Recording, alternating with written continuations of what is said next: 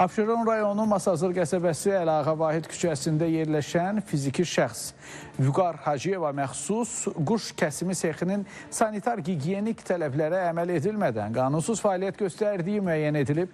Qida Təhlükəsizliyi Agentliyinin əməkdaşları tərəfindən sexə baxış zamanı ev quşlarının baytarlıq tələbləri və heyvan rifahı gözlənilmədən kəsiminin həyata keçirildiyi məlum olub. Müəssisədə havalandırma sistemi qurulmayıb, sular tabandan birbaşa qida məhsullarının üzərinə tökülür, işçilər tibbi müayinəyə cəlb olunmayıb, alət və ləvazimatların yuyulub təmizlənməsi üçün yuma sahəsi təşkil edilməyib.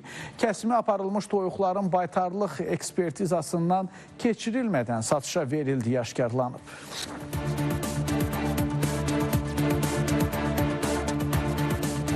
Müəssisənin fəaliyyətinin dayandırılması barədə məhdudlaşdırıcı qərar qəbul edilib. Rəhbəri barəsində isə inzibati protokol tərtib olunub. Xatırladaq ki, bir müddət əvvəl Xırdalan şəhərində də analoji hal qeydə alınmışdı.